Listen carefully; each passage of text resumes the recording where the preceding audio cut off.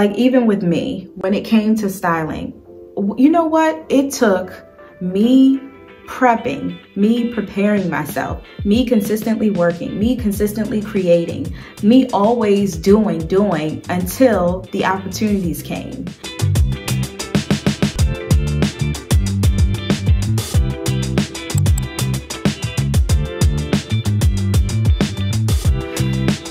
Hey guys, welcome back to my YouTube channel. Thank you so much for being here with me. As you can see, I have finally moved into my condo and it was a throw for me. It was a shift trying to get adjusted to my schedule because I post every Wednesday and Sunday and I missed a day and it was like killing me, but I was so exhausted. If you look at my last video, I was just moving in here and I was just talking about my journey and how I literally manifested where I am right now.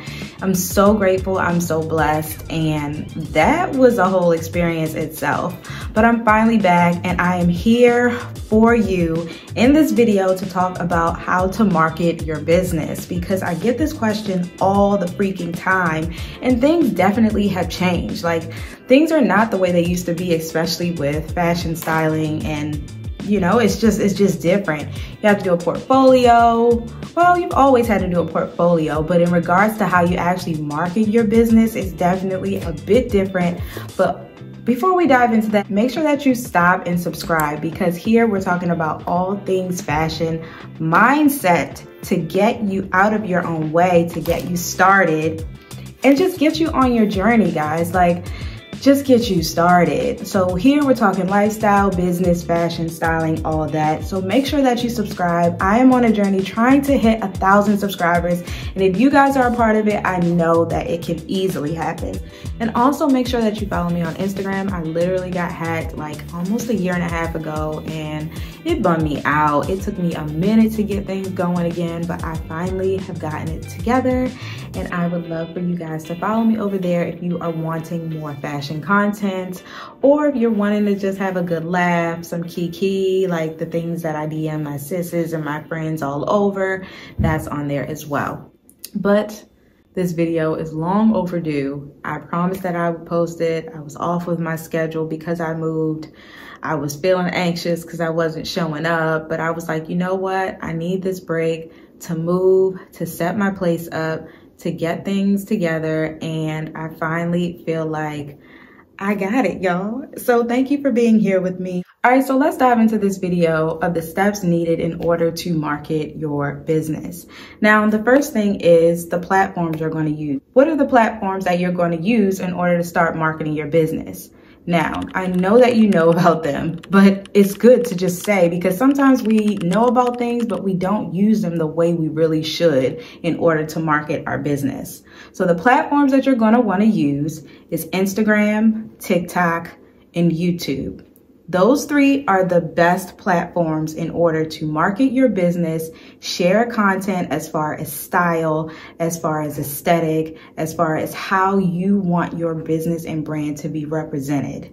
So when it comes to those platforms, you're going to want to think about why you're using them. Now, in regards to TikTok and Instagram, I kind of feel like are the same. Now, I love Instagram more than I love TikTok, and that's just my personal preference when it comes to short form right now. Those are the two platforms that I absolutely love. However, I've now fallen in love with another platform, which is YouTube. And YouTube is great because you'll be able to do short form content and you'll also be able to do long form content, which takes me to my number 2, which is creating content. One thing that I want you to remember is content is everything. So if you hear anything about marketing, it's going to be content, especially with styling. Sorry, he is literally over there chomping away right now. Right now, shooting short form videos is absolutely the best way to market your business when it comes to social media.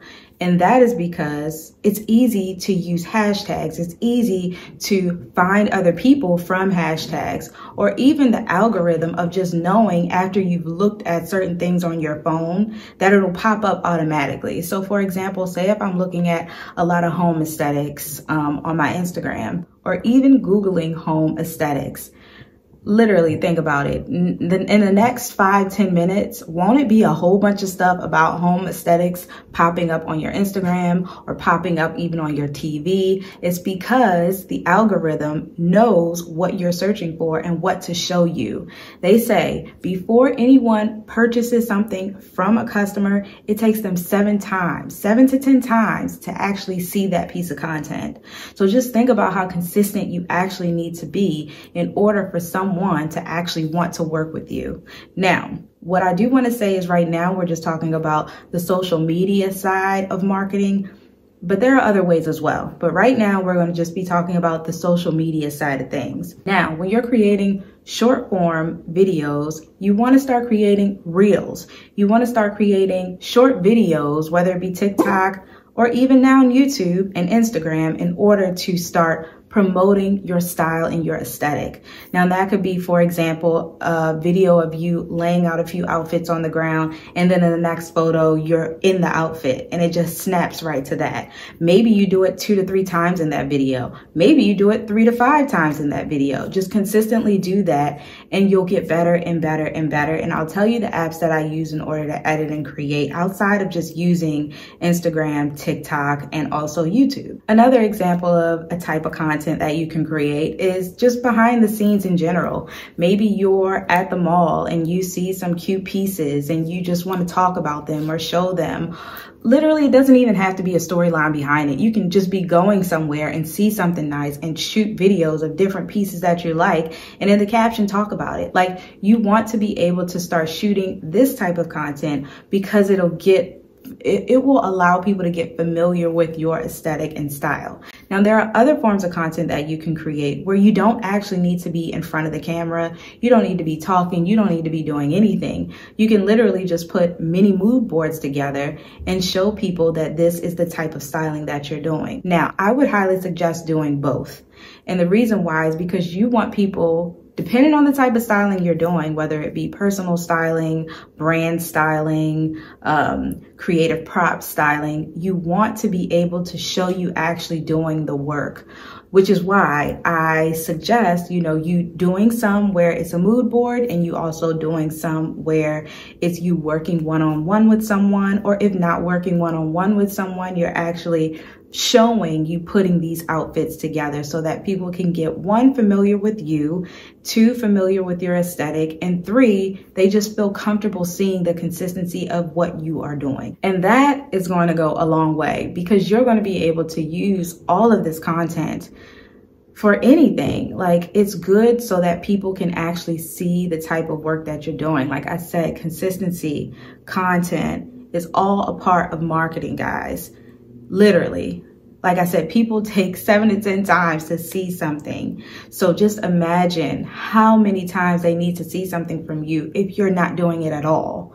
And that is with anything in life. Like, you really have to be consistent and you have to create your content. Now, when it comes to fashion, you have to have that. It is literally a visual for someone with styling. So they're going to have to see you doing it. And I feel like a lot of times, when you want to style or when you're aspiring, you're hard on yourself and you're not putting yourself out there and you're not being creative. And that is what you're called to be doing. So you need to just start creating, because the more you start, the more comfortable you get, the better you get, and it's going to show in your work. I promise you that. Like, even with me, when it came to styling, you know what? It took me prepping, me preparing myself, me consistently working, me consistently creating, me always doing until the opportunities came. And once the opportunities came, my work was just, you know what I mean? So it was me showing up, me being consistent, me creating consistently that allowed opportunity to meet me with the preparation that it took for me to get there. So when preparation meets opportunity is when everything will start flowing. All right, the number 3 is going to be editing. editing is a big thing. And I think a lot of people get afraid of editing, but editing is going to be your best friend. You need to be able to create your content, edit your content, and post your content. And I think a lot of people get scared about that, but it's just like anything. The more you do it, the easier it is. However, there are platforms that you can use that will actually help you so that you don't have to do the editing yourself. Now, for me, I absolutely love editing, and it's just like my thing. I like being creative as far as putting things together and seeing them come to life. And that's not just with outfits, that's with, you know, just video and content in itself. But everybody's not like that. So what I want to provide you with is some apps that I absolutely love, that I use outside of just the platforms like YouTube, TikTok, and Instagram in order to make my videos come to life, you know, like the animations and, you know, the different types of fonts and all those things. Now, there are 3 platforms that I absolutely love to use when it comes to editing. And the first one is going to be Canva. I talk about Canva all the freaking time because you can do everything on there. You can edit your videos, you can edit your photos, and it just makes your business look so freaking professional. Like it just makes everything cohesive. Now, what I will say is I use that primarily on my computer, as well as this other app, which is called CapCut. Now, CapCut is great for video editing. They also have it where you can use it on your phone. Canva and CapCut, you can use both on your phone, but I do primarily use them both on my computer because it's just so much easier to use a mouse and like get everything moving and popping real quick. Now, when it comes to editing on my phone, I love using Splice. And it's just because I have a friend that still is a great content creator in the fitness field. And she's also in modeling and commercials. And she's always showed me Splice. And I fell in love with it because it's easy to use. It allows you to type all over content. It allows you to add overlays and so many different elements, animations to it, and I just love it. And a lot of people will compare Splice and CapCut together, but you can't go wrong with either. And you just save it. It keeps the quality high. You can save it in 4K. Like your photos, your videos will look absolutely amazing. And that is why I love using Splice when it comes to editing on my phone. Now, I will say with CapCut, I've seen a lot of people do like really dope fashion editing where it's like they're standing there and they're spinning around real fast. And I'm like, how the heck they do that? I know that it's CapCut. Haven't figured out how to do that yet, but that is another great animated feature you can use on there. But yeah, so those are the 3: Canva, Splice, and CapCut. Definitely download those. Now, for the people who really just don't like editing, I completely understand. Sometimes it can be very frustrating, like I said, to learn a new skill. But you just got to think about it. If you're learning a new skill and you're consistently doing it, you're going to get better and better and better.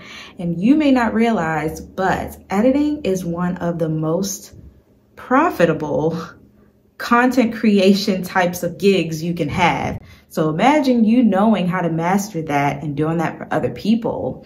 You can make some money doing that as well. This video isn't about different ways to make money, content creation wise. It's more about marketing, but I just wanted to give that tidbit because once you know how to edit, you're a beast, like you good. So definitely learn the editing skill. Now, for my people who really don't like editing, there are platforms you can use, which I constantly talk about as well, and that is Fiverr and Upwork. Now, when you go on there and you see them prices, that's up to you. If you feel like, okay, I can be consistent enough to create content and hire somebody to do that for me, then by all means do that. However, if you are not in that place, then don't do that. Just take your time and learn a new skill. It's quite all right. Maybe I'll even show you guys a video of me, you know, scrolling through and creating a short video. If that's helpful, let me know in the comments and I'll definitely show you how to use these apps. Well, definitely the ones for creating content for your social media handles like Instagram and TikTok, because I love them. These platforms do provide you with the opportunity to use them or use their platform to create and edit and all those things. But I don't know, I just really like using my own my own apps for doing these things because I'm able to really just get the detail in. Come on now, as stylists, it's all about the it's all about the detail. So being able to get things precisely the way I want is very important to me, and that's why I like using other apps and then uploading to those platforms. Now, when it comes to content scheduling, these apps definitely allow you to schedule now. Instagram allows you to schedule now, and so does Facebook. But if you're not using them, you're not sure about them, there are other platforms you can use as well, or apps. And what I loved using was Planoly, and I also use Later. Those are two good apps where you can schedule your content. Now, those are two great apps where you can schedule your content, and that is going to be essential for you, because think about it, maybe you had a day where you can literally just shoot 3 to 4 videos and edit them and schedule them. You don't have to worry about it the rest of the week. That's what I do. I absolutely love scheduling my content because it frees up my life. And I'm pretty sure if you're a stylist, you're definitely wanting to have the freedom to do what you want when you please, and just be creative when you feel like being creative, and just showing up in that way, and not necessarily worrying about the admin types of things like, you know, scheduling your content. So that is why I love using scheduling apps. Now, with these apps updating and now allowing you to schedule, you can definitely do that. As I said before, I haven't done that yet. I still normally like to schedule on the other apps and time it and upload it, but I'm definitely going to try that. If you guys are doing that now, let me know how you like that. Yeah, let me know how you like that, because it definitely does make it more convenient if it's inside the app and it's uploaded. So yeah, so we talked about the platforms to use, how to edit, type of content, all of that. Now that you have all of those things up, you're starting to post consistently, you're starting to get a feel, and you're getting more comfortable with creating content, editing, scheduling, and uploading. You're gonna also wanna start reaching out to people that you wanna work with. Don't get scared, because you got to do that. You know, that's a part of marketing. You absolutely have to start reaching out to people that you want to work with. In my previous video, I talked about when I wanted to start working more with, you know, the sports industry, not just working with professional athletes, but like actual sports companies like Under Armour, or just like getting my foot in the door with bigger brands. I literally started reaching out to them. But not only did I start reaching out to them, I started reaching out to the production companies that work with them. I started reaching out to different people that I knew were in contact with them, as well as managers, agents, athletes, because I knew that they had a trusting relationship with these brands. So this is more of like a business mindset right here, because when you're marketing, you got to think about how you can get your foot in the door.